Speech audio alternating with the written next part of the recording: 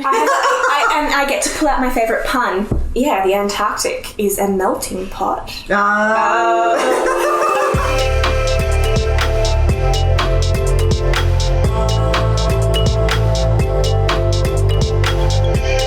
Welcome to 15 Minutes in Canberra. I'm Hayley Channer, Senior Policy Fellow with the Perth US Asia Centre. Well, welcome to 2022, and my very first guest for the podcast is Dr. Elizabeth Buchanan, a lecturer of Strategic Studies with Deakin University for the Defence and Strategic Studies course at the Australian War College. Liz's expertise includes Arctic and Antarctic geopolitics, energy security, and Russian grand strategy. She's a non-resident fellow with the Modern War Institute at West Point Military Academy, where she contributes to Australia-US knowledge and understanding of polar geopolitics. She has also interviewed NATO's Secretary-General Jens Stoltenberg and been published by the Brookings Institution Press. And I hear you are also writing your third book, Liz. Welcome to the podcast. Thanks, Hayley. Are you excited to get into 2022? How are you feeling about it? I think the last 3 years have just merged into one.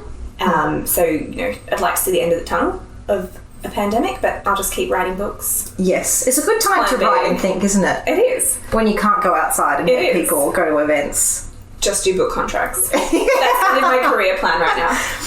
So Liz, polar geopolitics. Look, it's not a phrase I've often heard in international affairs. What first attracted you to the geopolitics of the Arctic and the Antarctic? Well, it's the last strategic frontier for great power competition when it comes to the Antarctic. I haven't really heard much about polar geopolitics. I know there's one or two academics in the UK, Klaus Dodds does some really interesting work on polar geopolitics, but I the simple answer I think was, and what I think my parents have kind of come to know of polar geopolitics, is they're lumped together as two really cold places. So polar, that's the space. But the fact is, I was interested in international commons and the role of those global commons in great power competition. So that kind of covers off your maritime space as well as space warfare. And I'm just not smart enough to delve into cyber as a commons to get technical about it. But my PhD was on Russian Arctic strategy, and I was really, really fascinated with that topic. And before I'd gone into the PhD program, I was with an oil major, and that company had just expanded into offshore Arctic resource, exploration. Let's not say they were extracting yet. That's been put on hold. But then I started to kind of see the parallels with Antarctica. So it's a really kind of fluid story as to how I came into the polar geopolitics space, and I love the sector. So Liz, we've heard about polar geopolitics and why you got interested in it, but I really don't know anything about strategic dynamics in the Arctic or Antarctica.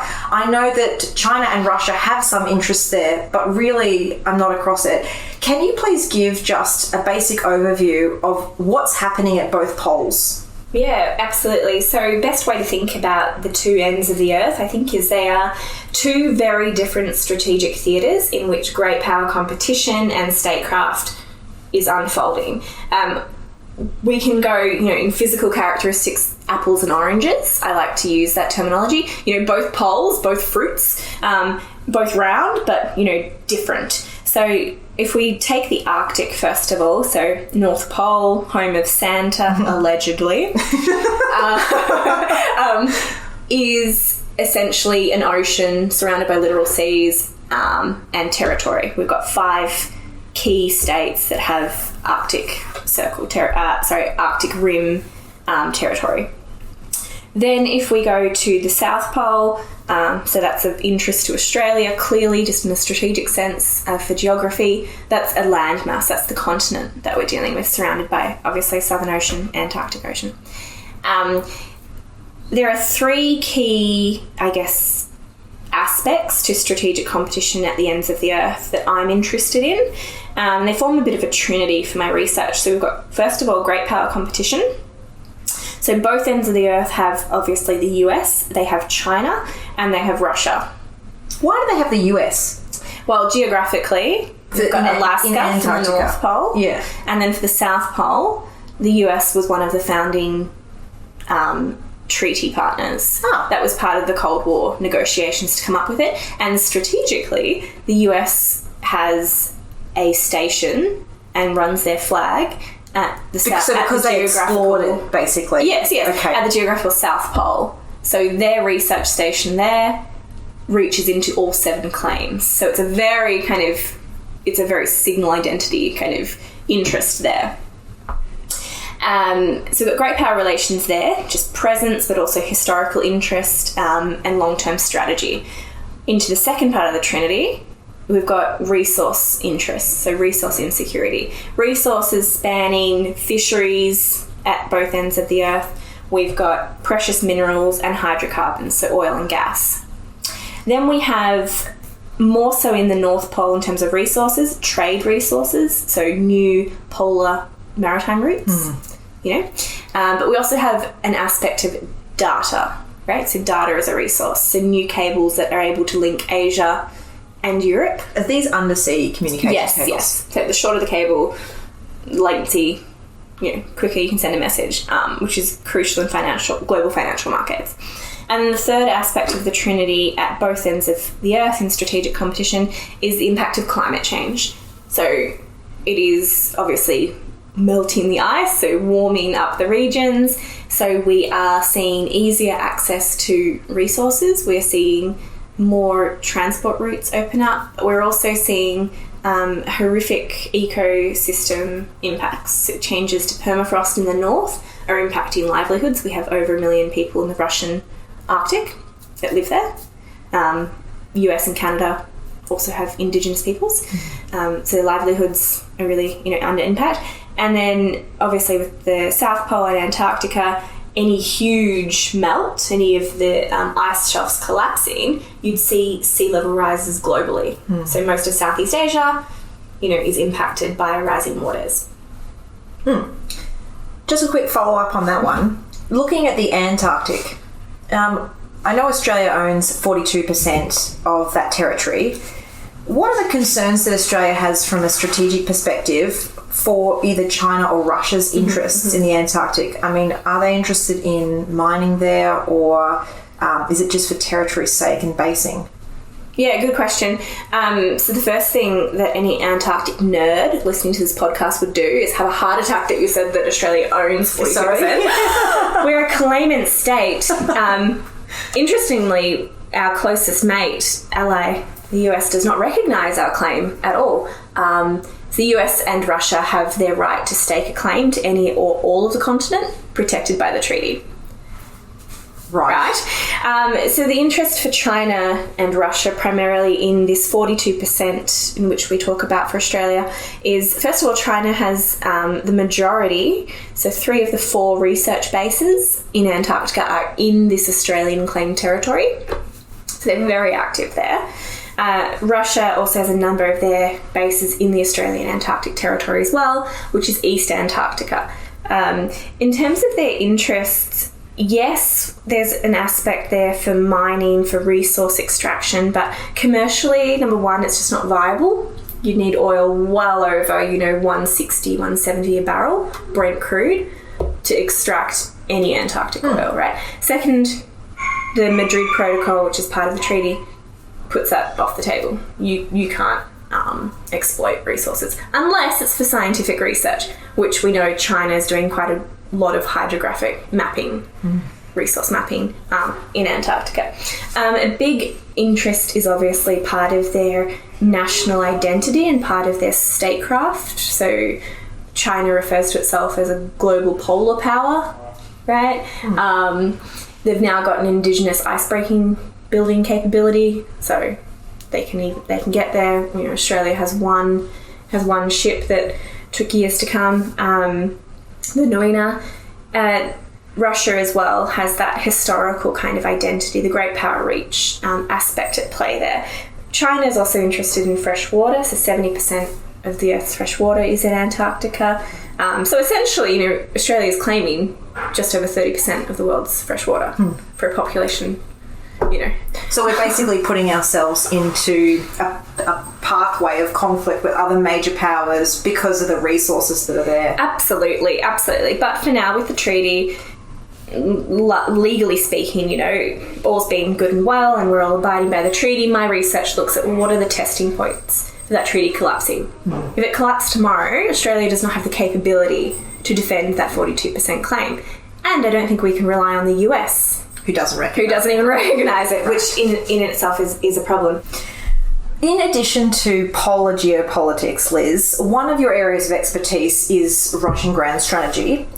We've been hearing a lot more about Russia in the news recently, with a Russian troop buildup on the Ukrainian border and also demands from President Putin that not only must NATO membership not expand further, but that some Eastern European states that became members after 1997, that they be removed from the NATO agreement. How do Russia's recent actions fit in with its grand strategy? What is it actually planning long term? And does anything that it's doing now make you think that it is actually following a grand strategy? Well, I think the first point is the tensions in Ukraine, Eastern Europe, haven't appeared in a vacuum. I think that's the first point that we need to acknowledge.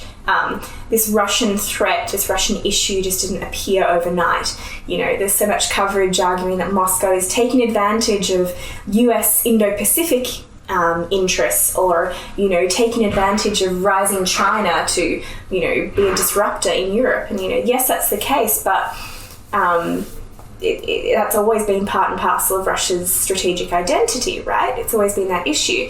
So I think in terms of what Russia wants is it might have tabled a laundry list of demands to NATO and to the US, but these are, and all parties, including Moscow, realise these are unobtainable. They're unrealistic. They're not going to happen. So then you need to ask, well, then why bother tabling them? Why bother sparking these issues? Well, this is about Washington. This is all for optics for the US. We've had countless defense planning documents now come out under the Trump and under the Biden administrations about how China is the great power competitor. So this is a lot of a small identity issue or identity crisis, I guess, that Moscow is having. It doesn't feel it is at that level of the US to compete. So do you think that's why it's making demands that would never be met, like that current members of NATO be ejected from NATO, that it's starting at a very tough negotiating point to get more attention from the Biden administration? Absolutely. I think it's a part and parcel about attention. There's also a slither here about, strategic relevance. It wants to remind everyone else it is a voice to be reckoned with. So it's an identity project. There's also, I guess, another subset of historical ills. There is the historical linkage it has to Ukraine. There is also another kind of subset of schizophrenic issues in which it is throughout history, right? Think thousands of years of diplomatic history this country has had of being invaded, right? It's this fear of being encircled. And what's been interesting for me has been the focus broadly on whether or not NATO agreed not to expand back in the first place, right? And it's kind of neither here nor there, because if we came up with the answer, if we had a clear-cut proof of what NATO agreed to with Moscow, it wouldn't change the reality of where we are today. So I think there's this real melting pot of drivers that are kind of bringing the Ukraine issue back on the agenda. But again, they've been invading since 2014, right? Again, didn't happen in a vacuum. What's happened in the last few months has been, yes, the troop build-up, but it's also been this multi-pronged strategy in which Russia has driven up gas prices for the European Union 800%. Right? So there's a reminder there that these countries, far beyond Ukraine, are wedded to Russia for energy security. They haven't been able to pivot away. So I guess it's a really complex, kind of wicked problem is the term I like to use. When it comes to overarching goals, this is just my personal kind of opinion, and time will tell if I'm right or wrong, and I do like being right, but we'll see. I do think this list of demands that they knew were kind of a non-starter were tabled so the real strategic gain can be palatable for the West. And I think that is acknowledgement of Crimea. Because the real strategic win for Russia when it comes to Ukraine can't economically support 40-something million people, but it needs a year-round warm water port. And that is what Crimea, into the Black Sea, gives Russia. That is the real win. And I think that acknowledgement and kind of washing our hands, I say, of the West to let that go is the real kind of strategic endgame for Russia. So bringing the discussion now back to the Indo-Pacific region, which is where Perth US Asia Centre is located and obviously where you and I both live, I'm wondering what's Russia's interest in our Indo-Pacific region, because in years gone by, Australia-Russia interaction has been hostile, whether it's about MH17 or if it's about Russian ships coming into near Australian waters and sort of harassing or overlooking Australian ships. What is Russia's interest in the Indo-Pacific? So I think the first thing would be to point out the principle or the concept of Indo-Pacific is something that is completely trashed by Moscow. They don't believe it is a thing. They refuse to use it as a terminology. They still use Asia-Pacific. So that kind of works. Their reasoning is that Indo-Pacific cuts out China. I would say Indo-Pacific absolutely cuts out Russia, whereas Asia-Pacific allows the Asian half of Russia, because we forget the continent is Eurasian, right? That Asian identity to exist. So just by saying Indo-Pacific, it's almost like downgrading Russia's position within it. Yeah, it kind of makes it a subset of the world in which Russia has not got a relevant stake. And they're all about having that kind of international identity and international role. Historically, Russian interest has been its strong naval presence in the Indian Ocean. So if you go back through, our National Archive database, you'll see all of our intelligence agencies were so worried about Soviet maritime presence in the Indian Ocean. Today, though, it is much more about its enduring energy and arms, so military arms, relationships with Asia-Pacific countries, so increasingly in the ASEAN states. So for Russia, the idea of having, the principle of non-interference and, sovereign democracy or, your own statehood is something that Russia absolutely likes. So it's going to cultivate that kind of sentiment. Does Russia have very strong relations with Southeast Asian countries? Yeah, absolutely. Mainly in arms, right? So India, for example, is a really interesting case because for all of the talk of the Quad and of, increasing US, India and Australia, India ties, the fact remains that Russia's the major arms supplier, right? India leases all of its nuclear subs from Russia. It doesn't really make a lot of sense anyway, does it? But that's the interesting point of any sort of strategic body we step up, right? Including AUKUS. It has AUKUS, the Quad, any of the Five Eyes groupings. Each of them have a Russia aspect. So while we can say, they're formulated to deal with states like Russia and China and to protect the rules-based order, in practice, a number of these organisations have strong linkages to Russia. So I guess that's, one of those wicked problems you kind of have to deal with. Liz, at the end of every podcast episode, I always like to ask my guests to reflect back on their careers and talk about something that's happened to them, whether it's something funny or weird, or even a bit of career advice that they would offer their younger self. So you can take it in any direction you would like. But do you have a story you'd like to share looking back over the years that you have been an expert on either the poles or Russia? Yeah, absolutely. Gosh, so many. I think the two that stand out, because I think there's, teachable lessons in both of them for other people. The first one would be I was on PhD fieldwork in Moscow, and I'd sat down with a very prominent Arctic expert. And about 15 minutes into this interview, I realised the person at the other side of the table was convinced my research was on Antarctica. Because and that makes sense because I'm from Australia. Anyway, so I kept bringing the discussion back to the Arctic, right? Which was what my PhD was on. And then he kept thinking you were wrong. He kept thinking I was wrong. Just, she's got the translation mixed up. She's not making sense. Maybe, she's an odd Australian. And I think, I let it go further on. And then about 25 minutes into this hour-long coffee discussion, I said, there's no treaty system in the Arctic, so, how do we manage great power competition?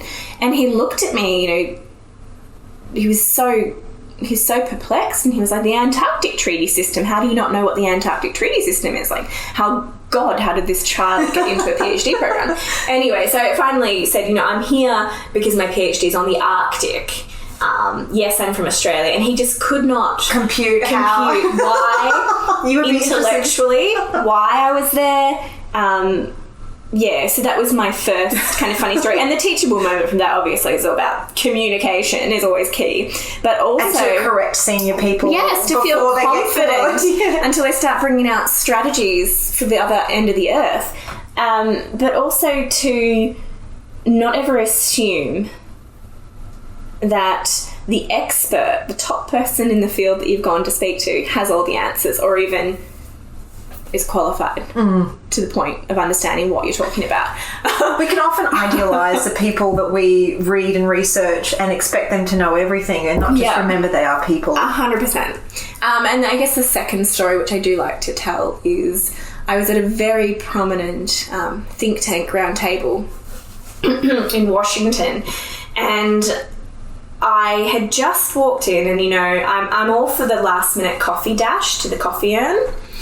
I just walked in, I'd already kind of set up with this, crappy conference coffee, and a very, very senior State Department official grabbed my arm and said, "Oh, yes, I'll grab white with one," obviously giving me his coffee order. And I thought, gosh, this is so complex, and I'm so confused. I did not know how to deal with this because I was the keynote speaker. But also young female. I was young female. So, easy mistake. It could have gone an easy way. She's got, and to be fair, I had a coffee cup. I was tired, and instead of giving, a feminist rant and burning my bra, I just simply placed my coffee cup down. I left the room. By then we were at start point. Everyone had taken a seat. I stood at this conference buffet thinking, God, how do I get around this? But also now I was taking on a lot of that awkwardness for this other person, right? Grabbed the coffee, just like he ordered. By then I'd walked in, everyone was quite silent. One or two people were kind of looking at me, kind of get up to the podium. So I just effortlessly walked past, popped the coffee down in front of him, kept walking up to the podium. And there was a moment, I turned my back, ready to speak, and we met eyes. And this poor man, it was such this look of dread. Like, he didn't have any idea who I was. I mean, how can you not know who I am? Like, right?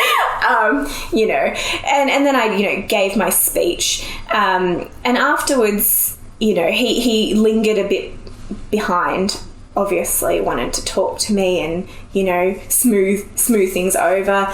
But, it was a lost cause. But I guess a lesson for that is, a younger me, a postgraduate me would have probably said something, oh, I'm not I'm not here for coffee. I'm your keynote speaker. But I think with age and grace, right?